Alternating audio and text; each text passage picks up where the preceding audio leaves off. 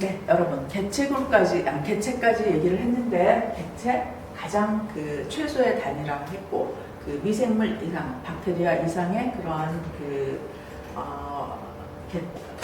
물질을 그 개체라고 했어요. 개체가 모인 것이 무엇이라고 했죠? 개체군이라고 했죠. 근데 지금 시간부터는 개체군이 나왔어요. 인디비주얼에서 파퓰레이션으로 넘어가는 단계인데 이 대목에서 여러분들한테 그 하나의 팁을 굳이 준다면 여러분들이 알아서 저보다 훨씬 더 저 공부의 공신이라고 나는 여러분들을 알고 있는데 그래도 혹시라도 여러분들이 혹시라도 헷갈리는 그런 사항들이 있을 것 같아서 다시 한번 개체에 대해서 짚고 넘어갈게요.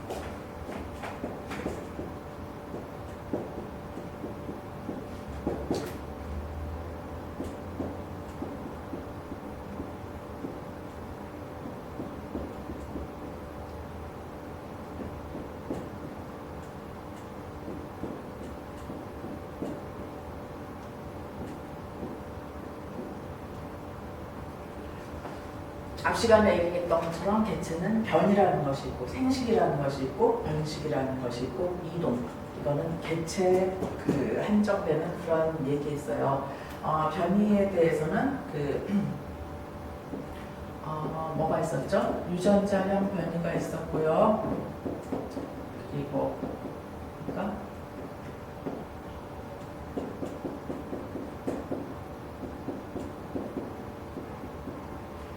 표현형 변이가 있다고 했어요. 선천적인 것과 후천적인 것을 얘기를 했던 거고요. 생식에 있어서는 유성생식과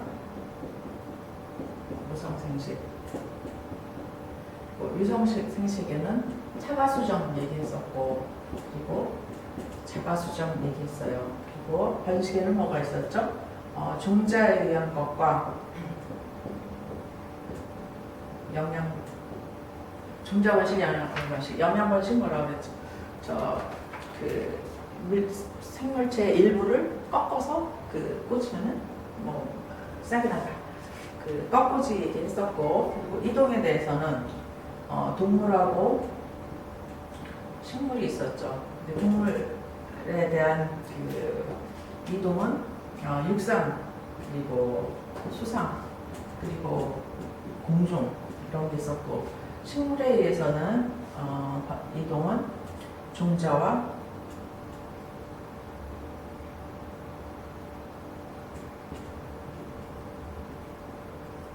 꽃가루, 화분이라고 했겠죠. 종자에 의해서는 아까 풍력, 중력, 그리고 동물에 의해서 부착, 피식, 저식형 이런 형태로 식물이 이동을 한다. 그리고 꽃가루에 의한 번식은 풍, 바람, 충, 곤충, 그리고 조류, 그리고 수, 물에 의한 번식이 있다. 지금까지 개체에 관해서 얘기했던 것을 한 번만 다시 정리를 해놨어요. 변이, 생식, 번식, 이동 이런 개념을 알아두면은 그 다음에 지금부터 하는 개체군에 대한 분포에 대해서는 더욱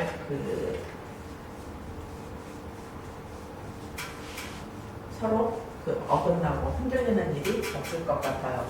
그리고 앞으로 과목에서도 계속적으로 여러분들이 지금 얘기했던 개체에 대해서 변이, 생식, 번식, 그리고 이동이 있다. 이런 것들을 한 번씩만 키워드를 크게 보아서 정리를 해두면 여러분들이 한 학기를 이끌어 나가는데 크게 문제가 없을 것 같아요. 그리고 말이 나온 김에 이제 개체군 시작하기 전에 다시 한번 이번에는 두괄식이라고 하나요? 개체군에 대해서 큰 그림을 먼저 잡고 시작을 할게요. 개체군은 개체군의 유형이 있고, 그리고 유형에는 어떤 것이 있는가? 그리고 개체군의 분포라는 게 있어요. 개체군의 분포. 그리고 개체군에서는 이 자료 보면은 생존 곡선이라는 게 있고요. 그 다음에는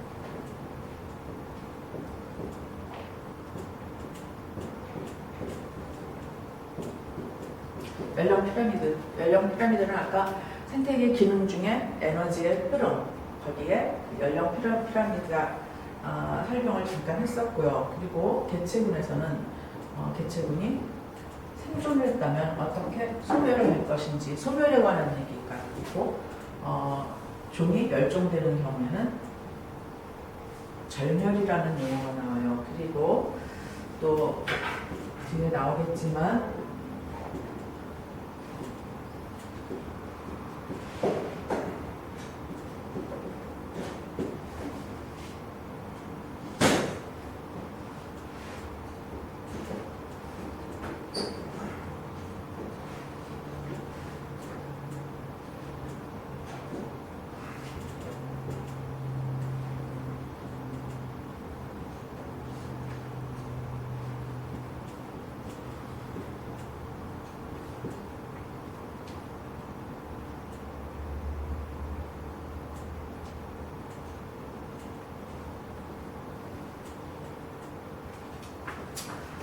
이번 학기 중에서 이 개체군에 관한 내용들이 가장 중요하다고 생각을 하기 때문에 개체에 대해서 먼저 정리를 해놓았고, 개체군을 시작하기 전에 개체군은 개체군의 유형이 있다.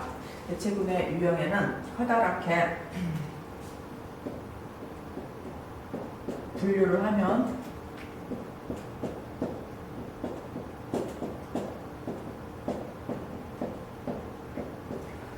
국소개체군, 그리고 지역개체군, 메타개체군이라는 게 있어요.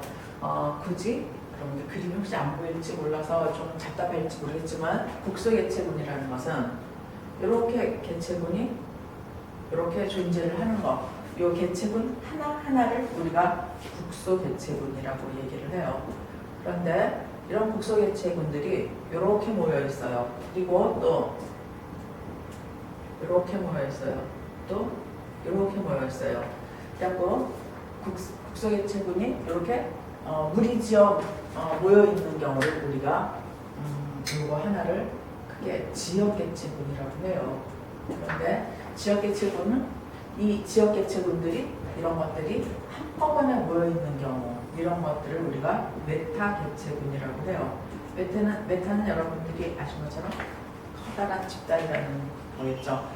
근데 이 메타개체군이 중요한 이유는, 메타개체군은 그 유전에 관여하는 그러한 기능을 가지고 있기 때문에 앞서 얘기했던 그 생식이나 번식에 메타개체군이 그 유전 활동에 다이나믹한 역동적인 역할을 하고 있기 때문에 이 메타개체군이 엄청 중요한 사항이다.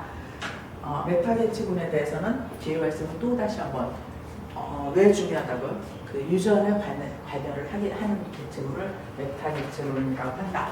그리고 또 참고로 메타개체군 외에 유효개체군이라는 것이 있어요. 이펙티브 파퓰레이션이라고 하는데, 유효개체군이라는 것은 생식에 관여하는 개체군을 우리가 유효개체군이라고 얘기를 해요.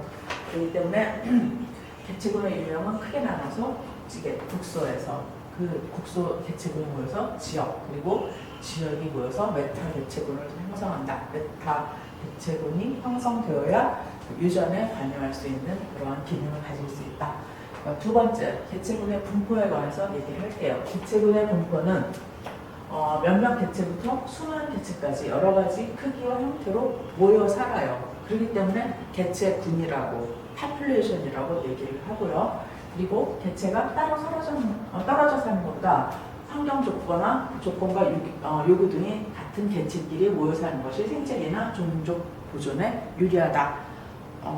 뭐 굳이 그 인간 사회를 뭐 생각을 해도 인간까지 안 가더라도 뭐 개미만 해도 개미들도 모여 살죠. 그리고 뭐 그 벌들도 모여 살고, 아무튼 그 모여 사는 그러한 환경 조건이, 그것을 다른 말로 협동이라고 하는데, 협동이 이루어져야 더욱 그 유리한 종족 유지를 할 수가 있다. 그래서 개체군의 분포는 세 가지로 잠깐 얘기했었는데요. 이번에는 균일, 인일, 괴상이라고 얘기했어요. 균일, 인일, 괴상이라고 자료를 나왔는데, 여러분 이렇게 괴상이라는 것은 우리가 일본 그 자료를 번역을 하다 보니까 이렇게 되는 것 같은데 알아듣기 쉽게 여러분들한테 집중 분포라고 얘기를 하고 싶어요. 근데 여러분들이 그 균일하다 여기 그림이 빠졌어요. 수업 시간에 여러분들한테 그냥 그림 채워 넣을까 해가지고 비워놨던 그런 내용인데 대체군의 분포 균일의 경우는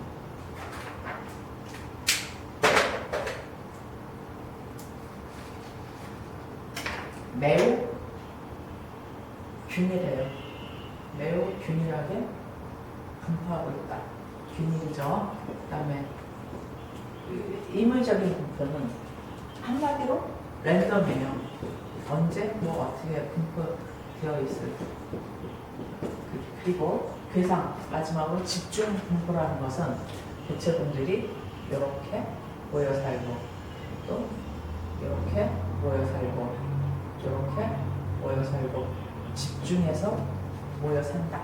이런 경우를 우리가 균일, 임의, 랜덤, 괴상, 집중형이라고 우리가 분포한다고 얘기를 하는데 거기에 대한 설명은 균일형이라는 것은 전 지역의 환경 조건은 균일하다. 그런데 이렇게 균일한 상태는 매우 드문 형태로 이론적인 그러한 형태라고 얘기를 할 수 있겠죠. 개체군들 간의 최소 거리를 유지하는데 그 부정적인 상호작용에 기인한다. 그렇기 때문에 아주 드문 형태이다. 그리고 그 부정적인 상호작용, 긍정적인 상호작용이라면은 좀 더 그 개체군 발달에 유리하겠죠.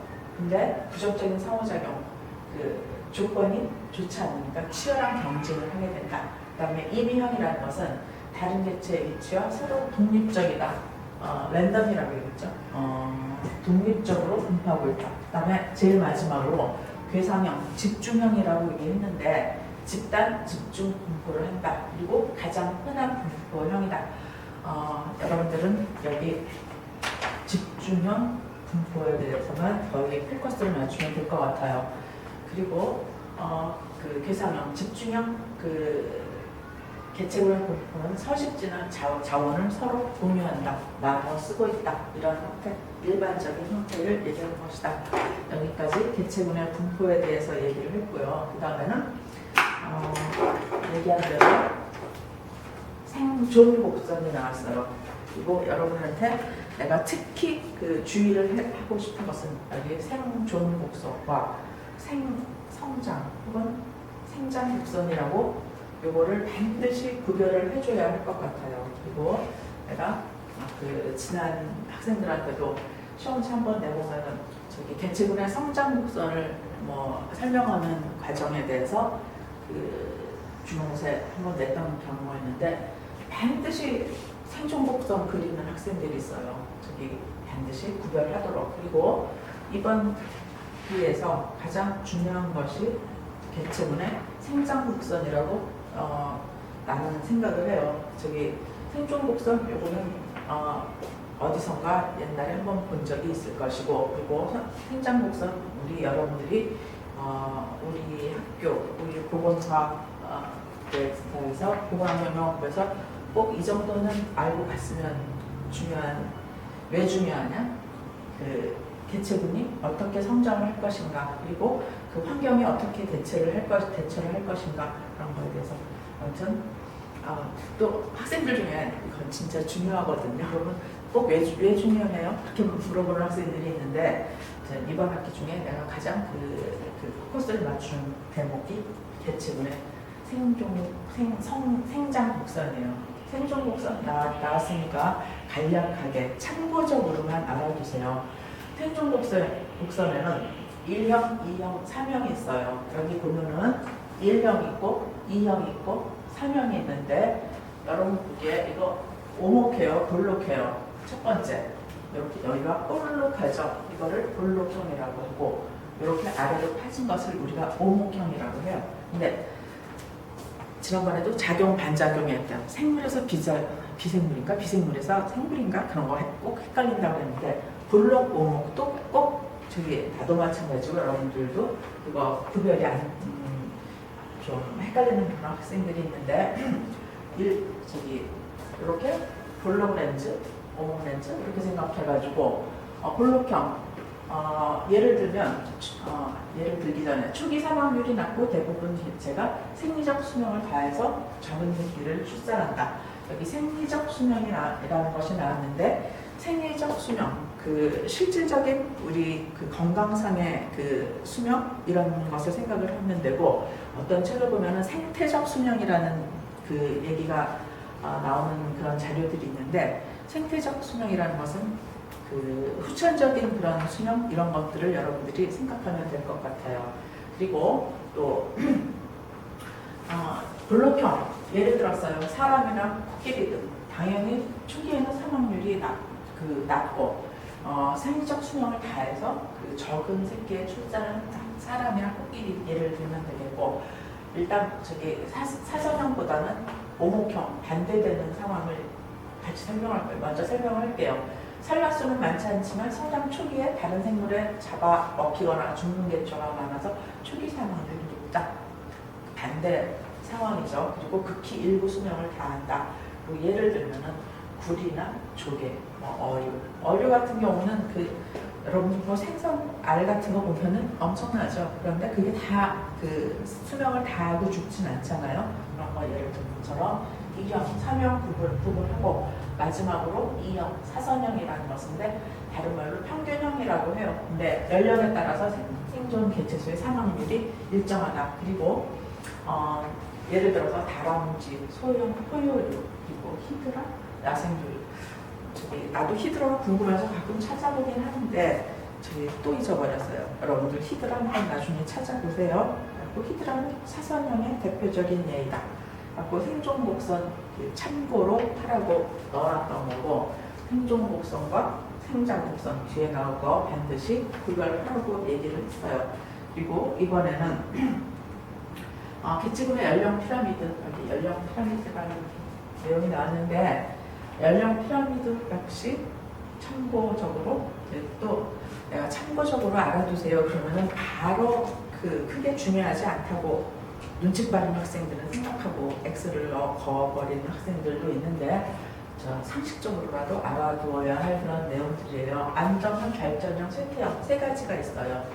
이 안정형 일정한 비율로 구성이 돼서 집단 구성되어 있는 집단이고 평균형이다. 여기 보면은 여기 안정형 이렇게 뾰족한 세모 형태죠. 그 다음에 발전형 이거는 어린 개체가 차지하는 비율이 높다. 여기서부터 여기까지 이것을 계층의 연령이고 개체수의 비율로 했는데 Y축이 연령인 경우에 여기가 연령이 당연히 낮겠죠. 그런데 그 개체의 연령 피라미드에서는 그 어린 개체수, 이렇게 연령이 작은 개체수의 이 크기에 따라서 그 그래프가 좌우가 돼요. 그런데 여기 발전형은 어린 개체가 차지하는 비율이 높다. 순간적으로 그림만 봐도 안정형보다는 훨씬 어린 개체가 차지하는 비율이 높죠. 그리고 쇠퇴형은 어린 개체수가 감소된다. 그리고 장차 쇠퇴할 것으로 예측이 된다. 여기 보면은 어린 개체수가 차지하는 비율이 굉장히 낮아요. 이런 것을 쇠퇴형, 그래서 안정, 발전, 쇠퇴형. 가장 이상적인 것은 그래서 1번, 2번 여기 그림은 바뀌었는데 발전형이 어린 개체가 차지하는 그 비율이 높은 것이 가장 발전적인 거겠죠. 그리고 저기 쇠퇴형은 이렇게 오각형으로 되어 있는데 쇠퇴형은 다른 말로 여러분들 감이 안 잡힐 수도 있겠지만 이런 모양으로 돼가지고 벨 모양이라고 벨형이라고도 불러요. 라고 지금 우리나라 같은 경우에는 인구 문제 굉장히 심각하죠. 내가 여러분들한테 강조를 안 해도 여러분들도 다 알고 있는 거겠지만 인구가 많으면 경쟁력도 있고 또 아무튼 중국 같은 경우 예를 들면은 인구가 많을수록 또 장점이 있겠죠. 근데 인구가 작으면은 경쟁도 떨어지고 뭐 우리가 먹을 것도 많아지고 뭐 아무튼 그 좋은 쪽으로 생각할 수도 있는 그런 거겠지만은 점차적으로 인구가 줄어들어갖고 뭐 언젠가 몇 년도에는 뭐 우리나라 뭐 부산과 같은 커다란 대도시도 공동 KT 그 도시가 하나 그 없어질 거라는 그러한 예측도 나오고 있는데 그 심각한 그런 인구 문제가 그 인구가 없는 경우가 한때는 우리가 뭐 그 옛날에 6.25 전쟁 겪었을 때는 뭐 인구가 없어서 이제 뭐 그리고 먹고 살기가 힘들어서 그리고 인구가 많아서 문제가 되었던 적도 있었는데 아무튼 앞으로 내가 하고 싶은 말은 여러분들은 우리나라 인구가 줄어드는 것은 문제이다. 그러면은 그런 거에 대해서도 여러분들이 그 개념을 한 번씩 인구가 적어지는 거에 대한 문제점 이런 것들도 한 번쯤 생각해 볼 수 있는 그러한 그 개념 있는 사람이 되었으면 하는 게 나의 생각이에요. 그리고 개체군의 유전적 다양성을 변동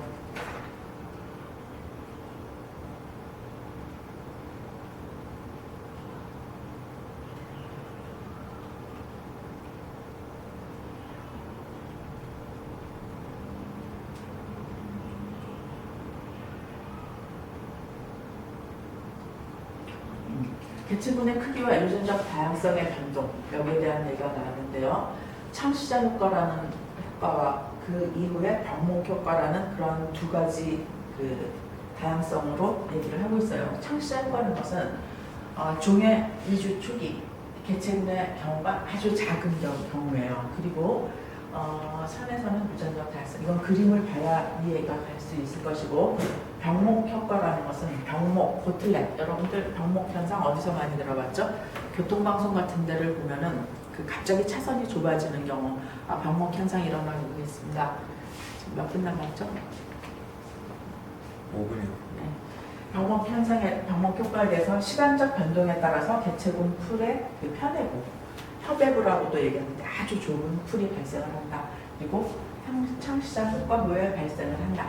그리고 그 창시자 효과 그리고 병목 효과 이런 것들은 이런 내용들은 개체군의 소멸에 관한 그런 내용들이에요. 그리고 요 창시자 효과, 병목 효과 그 뒤에 자료에 그림으로도 나오는데 또 내가 전해주고 싶은 그림이 하나 있어요. 그런데 저 지금 이 카메라 5분밖에 남지 않았다니까 그 그림은 내가 나중에 여러분들한테 자료로 보내주거나 아니면은 여기 칠판에 잘 안 보이지만 다시 한번 그려주거나 저기 요거에 대한 설명은 내가 하고 싶은 설명을 또 다시 다음 기회에 얘기를 하기로 하고 또 이 자료에 나와 있는 설명도 있어요. 일단 넘어갈게요.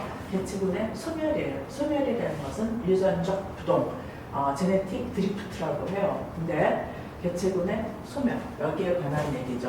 소멸이라는 것은 유전적 부동이라는 얘기가 나오는데 그 개체군이 소멸하는 조금까 여러분들한테 인구 쇠퇴하는 것이 엄청 커다란 문제예요. 이런 것처럼 개체군의 경우에도 우연적인 요인에서 무작위로 특정 유전자 변화의 빈도가 증가하거나 감소해서 집단의 유전적 비율이 달라진다. 그것을 제네틱 드리프트라고 얘기를 해요. 그리고 자연도태와는 관계없이 어떤 사건이나 요인으로 해서 유전자 비율이 어긋나게 되는 경우가 있다. 어떤 사건이나 요인, 환경적인 요인, 갑자기 뭐 천재지변이 일어났다던가 그런 경우가 있겠죠. 그리고 유전적 부동은 생존을 위협하는 대립 유전자 변화의 빈도가 증가할 수도 있다. 그리고 개체군이 작을수록 유전적 부동이 미치는 영향이 커져서 절멸로 갈 확률이 높다. 상당히 그 인구 문제와 관련해서 절멸로 간다는 것은 심각한 그런 상황이 되겠죠. 그리고 생존과 생식에 관여하지 않는 대립 유전자에 대해서도 나타날 수 있다. 조금 아까 절멸의 경우 그 환경적 요인, 뭐 그 가뭄이나 홍수 뭐 이런 것들을 얘기했는데 이번에는 생존과 생식에는 관여하는 또 다른 대립 유전자에 같은 유전자 변이의 경우에도 이런 것들이 일어날 수 있다. 이렇게 생각을 할 수가 있어요. 그리고 그다음 유전자 부동의 사례 내가 다른 그림으로 설명하겠다고 그랬던 얘기인데 창시자 효과 병목 효과 다시 한번 이 그림으로도 여러분들한테 설명이 가능해요. 창시자 효과라는 것은 파운더 이펙트, 병목은 그 블랙 이펙트, 자동차 한 차선 좁아지는 얘기를 했었죠. 집단 일부가 모집단에서 떨어져 나와서 새로운 환경에 정착할 때 모집단의 유전자 풀 구성과 차이를 보이는 현상이다 라고 제일 처음에 창시자 효과라는 경우에는 새로운 그 개척 당시에 그 유전적 다양성은 굉장히 낮다. 처음의 경우에는 유전적 다양성이 낮아요. 유전적 다양성이라 하면은 그 제일 첫 번째 경우 유전적 다양성이 낮은 경우 동그라미로만 이루어졌죠. 그다음에 점차 또 그 제일 아래 세 번째 여기 보면 네모로만 형성돼 있죠. 근데 이것도 이제 천천히 유전적 다양성이 높아지고 있는. 근데 병목 효과에 이르는 경우에는 병목 효과에서는 서식지가 파괴되고 질병과 같이 외부자연으로 개체군이 급격히 줄어들 때 원래 유전자 풀 일부만이 다음 세대로 전달이 된다. 여기 보면은 유전자의 일부만이 다음 세대로 전달이 된다. 그리고 개체군의 크기가 커져도 유전적 다양성은 커지지 않는다. 여기 살아남은 개체군. 그런데 유전적 기능이 떨어진다. 다양성이 떨어진다. 여기까지 하고 쉬었다가 다음 그 개체군의 상호작용, 특성, 생존성 계속 하겠습니다.